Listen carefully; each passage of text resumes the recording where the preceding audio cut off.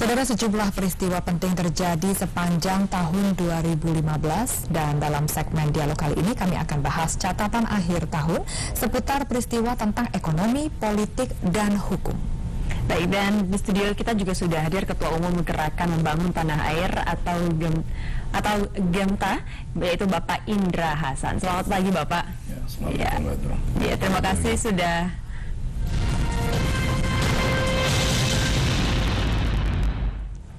Baik, selamat pagi Pak Indra Hasan. Waalaikumsalam. Sebelumnya terima kasih sudah hadir ke Studio 6 TVRI untuk berbincang-bincang dengan kami dalam Dialog Indonesia pagi kali ini. Begitu banyak yang akan kita bahas nih Pak, terkait dengan sejumlah peristiwa yang terjadi, termasuk tentang ekonomi, politik, dan hukum. Apa catatan Bapak tentang peristiwa ekonomi dalam negeri kita ini?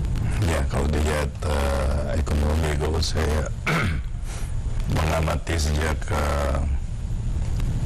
2 tahun sebelum berakhirnya SBY, terus dilantiknya Pak Jokowi sama JK, boleh dikatakan tidak ada suatu perubahan yang ada perbaikan. Sebenarnya modal Jokowi itu cukup besar, selesai pesta demokrasi, tapi oleh karena susunan kabinetnya tidak mumpuni, sehingga tidak mampu menjawab tantangan perekonomian yang begitu berat. Yang kedua, kemerosotan tukaran currency kita, rupiah, itu sejak 2012 sampai hari ini meningkat terus. Jadi artinya indikasi perubahan ekonomi kita 2016-2015 boleh dikatakan tidak ada perubahan yang baik. Sisi lain, seperti ada penyelenggara jaminan sosial, masyarakat dibebani asuransi sosial. Nah, sebenarnya tanggung jawab pemerintah untuk menjamin kesehatan masyarakat, tapi pemerintah berusaha melepas tanggung jawab untuk jawab kesehatan itu dibebankan masyarakat. Artinya ekonomi negara tidak berjalan, sehingga masyarakat kembali bertanggung jawab pada kehidupannya. Sisi lain, memang kita terbelit masalah, ada gesekan politik dalam pemerintah itu sendiri, sehingga pemerintah tidak kerja maksimal untuk memperbaiki keadaan ekonomi kita. Ekspor tidak berjalan, neraca yang berjalan, kita defisit. Ekspornya tadinya 200 miliar per tahun, sekarang tinggal 61 miliar. Artinya importnya lebih besar daripada ekspor, jadi defisit cukup besar. Untuk menutupi kekurangan pembangunan kita, pemerintah memilih pinjaman. Jadi artinya negara ini makin banyak utang, rakyatnya akan bertanggung jawab pada utang itu. Misalnya kita pinjam dari Cina, saya mendapat data Red Corporation, jadi pinjaman dari Cina itu, Cina mengharuskan 50% dari pinjaman itu harus beli barang komoditi Cina. Artinya pinjaman itu kembali lagi ke Cina. Jadi kita ini, rakyat ini harus bayar 100% pinjaman itu. Jadi artinya untuk membangun infrastruktur dan sebagainya tidak menjawab perbaikan ekonomi masyarakat, ekonomi negara ini, bahkan terpuruk. Yang ketiga, yang sisi lain, seperti ideologi liberal. Jadi ideologi Pancasila sudah tinggalkan ekonomi Pancasila. Jadi indikasi yang terjadi, pengangguran di mana-mana, dari sektor tidak berjalan, sehingga pengangguran industri sektor padat karya itu nggak ada, sehingga pengangguran meningkat, timbul instabilitas, kamtipmas di dalam negeri, timbullah indikator-indikator yang mengganggu kedaulatan negara. Ini yang terjadi saat ini. Ya, Pak, kalau tadi terkait dengan peminjaman ke Tiongkok tadi berarti tidak memberikan sisi baik bagi negara kita tampaknya. Kalau pinjaman itu murni bisnis, membangun satu real sektor, misalnya sisi food security, sisi pertanian, peternakan, itu kan padat karya. Jadi kita bangun industri peternakan, automatically pasti bangun industri food crops, lapangan kerja. Contoh di Jawa soilnya kan bagus. Terus budaya masyarakat Jawa sudah budaya pertanian dan peternakan. Ini yang tidak dilakukan, sehingga banyak TKW yang keluar, sehingga dignity bangsa ini makin terpuruk ke depan. Nah, pinjaman kita bangun infrastruktur, saya ambil contoh saja. Pemerintah membangun kapal cattle ship, mungkin pernah tahu kan, satu kapal ngangkutnya 500 ekor, tapi yang diangkut nggak ada, tidak ada, maksudnya sapi di NTT, di NTB, Sulawesi itu sudah nggak ada. Apa mau diangkut?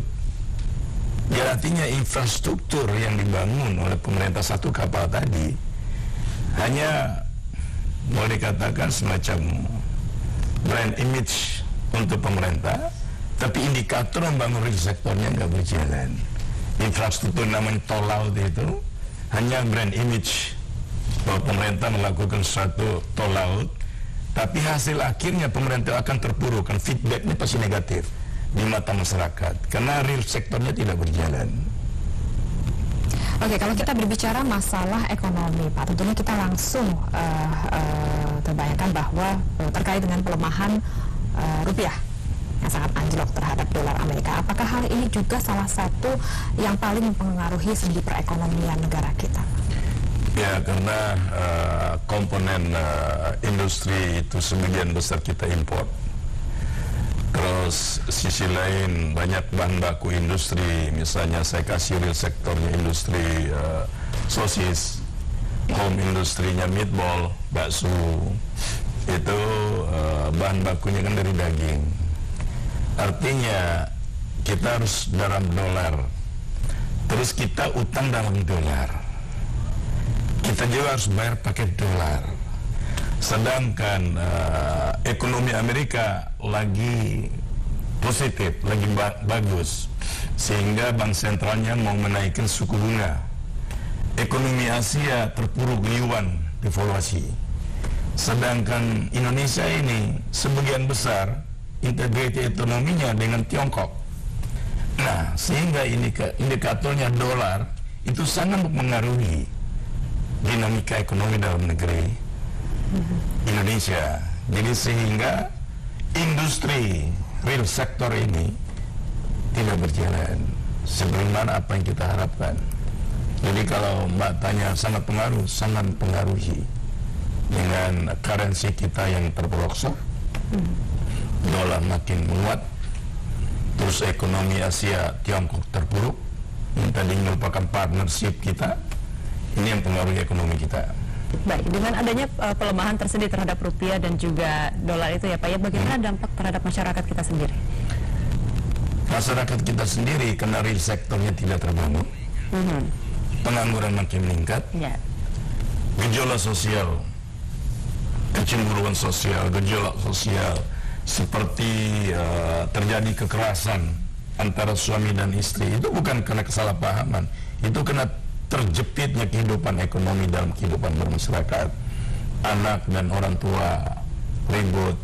Karena kita jangan lihat hanya satu sisi bahwa anak itu tidak dididik akhlak. Pasti ada penyebabnya. Intinya adalah utama adalah ekonomi. Oke, Pak Indra, dari sisi ekonomi kita akan beralih ke soal politik. Apa catatan penting Pak Indra yang dari kacamata Pak Indra tentang politik dalam negeri kita? Ya, politik dalam negeri, saya lihat dari catatan saya itu kekeliruan pemerintah ikut terlibat mengatur partai politik seperti Golkar. Sisi lain hukum dan HAM mengambil satu keputusan, si A yang benar, si B yang tidak benar, sehingga politik dalam negeri instabilitas membuat industri dari luar untuk menginvestasikan modalnya ada keraguan. Karena satu negara ekonominya bisa stabil kalau politiknya stabil. politiknya stabil, insya Allah keamanannya stabil. Kalau politik tidak stabil, contoh sekarang Kalimantan Utara, orang membakar kantor gubernur, bukan orang itu mau bakar, pengangguran, karena dia nggak punya pekerjaan, tinggal dibayar lakukan sesuatu, dia akan lakukan tanpa perhitungan. Ini yang harus perlu kita kaji. Jadi pemerintah ikut campur mengurusi partai orang lain, dan buat pemerintah itu tidak stabil. Sisi lain dia ketakutan, sisi lain dia mau mengatur stabilitas politik, nggak stabil politiknya, gitu. Jadi ini satu keliruan yang besar. Jadi bukan persaingan antara kelompok, tidak, keliruan dari pemerintah. Sedo dari oknum pemerintah itu sendiri membuat dia terpuruk, tidak bisa mengatur stabilitas politik dalam negeri. Baik. Selain dari yang Bapak katakan tadi ada kegaduhan yang berada di Kalimantan tadi ya Pak ya. Yeah. Nah itu kita juga melihat bahwa politik yang ada di Indonesia juga akhir tahun ini bahwa terjadi kegaduhan politik di DPR ya terkait kasus sidang MKD kasus Freeport kemarin ya Pak ya. Nah untuk dari politiknya sendiri ada sebelumnya misalnya ada dualisme kepemimpinan Golkar dan P3 atau Persatuan KIH dan KMP, itu bagaimana Bapak melihatnya? Jadi kalau lihat kegaduhan di DPR, let's say kasusnya Mas Setia Novanto ya. Pertama saya lihat itu moral, ya, krisis moral, sehingga kena jabatan itu sebagai ketua DPR menyangkut ke terpengaruh deh sisi politik yang secara internal DPR. Tapi kalau saya lihat seolah-olah sebuah perusahaan bisa membuat gaduh sebuah negara. Begitu krisisnya kita ini dalam satu kebersamaan. Nah, dari sisi yang tadi tentang kasus yang di MKD ini kan majelis kehormatan, majelis moral. Dari moral itu timbul kegaduhan kepada politik dalam negeri. Tapi kalau saya lihat tidak terlalu terpengaruh, karena ini kan hanya sebuah kepentingan satu kelompok yang mungkin persaingan antara kelompok itu sendiri. Mungkin Setia Novanto tidak tahu blank, bukan belantara, Freeport itu, udah Freeport itu sudah ada penjaganya. Dia coba masuk, ya penjaganya langsung usir. Kira-kira gitu. Jadi tidak terlalu pengaruh di sisi politik. Oke. Kalau kita bahas dan lihat mengenai catatan penting yang Bapak paparkan dari sisi politik, apa sih Pak rekomendasi Bapak sendiri untuk mengatasi tahun 2016? Kita akan menghadapi 2016 dari sisi politik. Sisi politik pertama, rekomendasi saya pemerintah berhenti ikut campur mengatur dapur platformnya orang lain politik. Ekonomi, pemerintah harus merubah dari hanya ekonominya portofolio atau hanya masuknya modal. Pinjaman itu harus digunakan untuk membangun sektor, sehingga lapangan kerja yang padat karya itu akan masyarakat dapat manfaatnya, sehingga kekuatan pasar dalam negeri itu akan terbangun. Saya kasih contoh aja, kita tanam atau kita kerjasama dengan satu negara, kita negara kepulauan, bukan negara kontinen. Artinya protein hewani kita perlu kerjasama dengan negara yang sudah ditentukan Allah itu negara kontinen.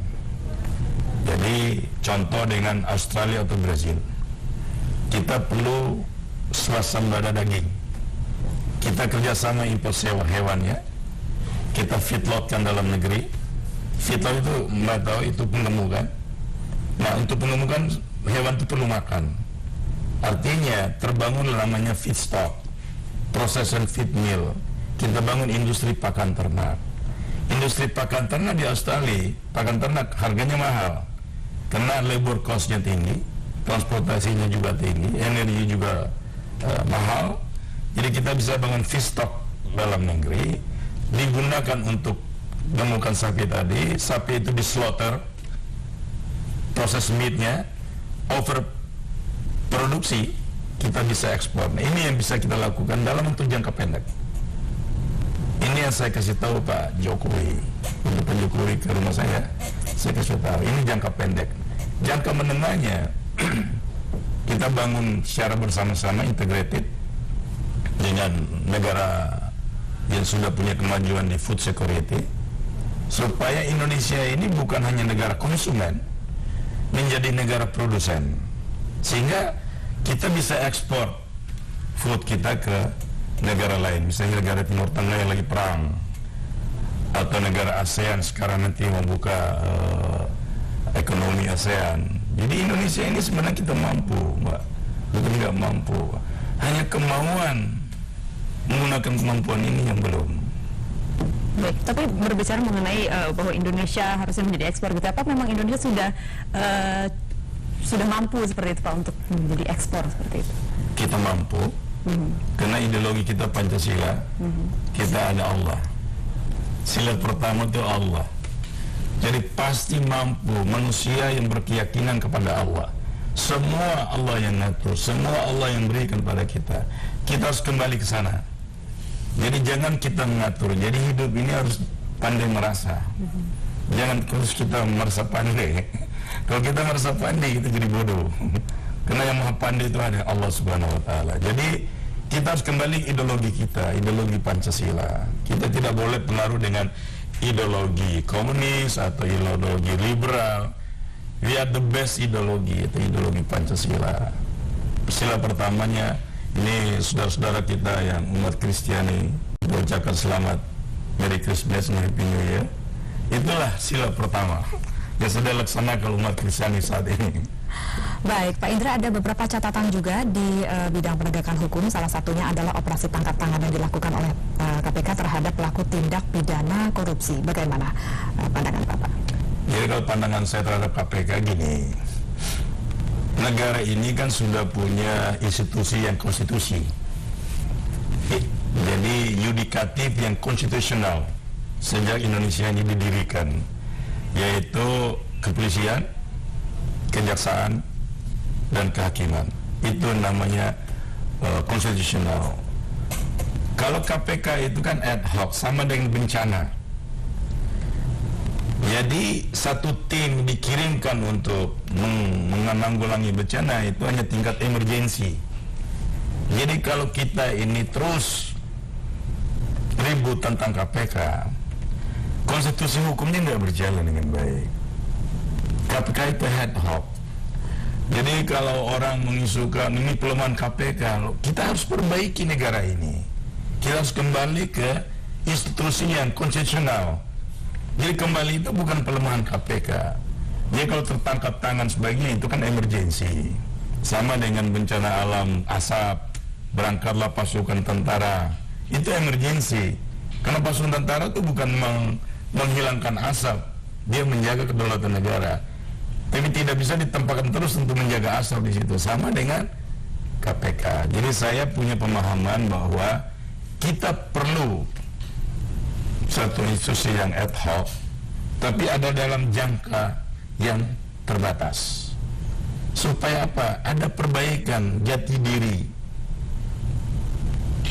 institusi yang konstitusional. Jadi person-person yang bekerja di kepolisian, yang bekerja di kejaksaan, kehakiman, moralnya diperbaiki untuk penegakan hukum, kehidupannya diperbaiki. Jadi pendapat saya mengenai penangkap tangan tadi ya tingkat emergensi ya so far is okay. Tapi untuk long term nggak bagus buat negara ini. Kalau negara ini menegakkan hukum dengan tingkat yang emergensi, bencana alam, bencana hukum. Ya baik, kalau untuk pelemahan KPK sendiri ini bagaimana Pak pandangan Bapak? Jadi gini tadi Mbak, yang saya sudah sampaikan bahwa 3 institusi yang konstitusional tadi, kepolisian, kejaksaan, kehakiman, ini kita benahi supaya apa yang kita ingin penegak hukum ini secara baik dan benar itu terwujud dalam kehidupan berbangsa bernegara. Jadi pelemahan KPK nggak ada. Nggak ada. Ini kan hanya orang mungkin melihat power is sweet. Jadi dia tidak pernah mau meninggalkan kedudukan yang sweet itu. Ini yang harus kita sadari betul. Kalau negara ini dalam keadaan penegak hukum darurat terus, kapan stabilnya negara ini? Sama dengan ekonomi tadi, Pak. Kalau ekonomi ini darurat terus, kapan stabilnya ekonomi? Begitupun politik.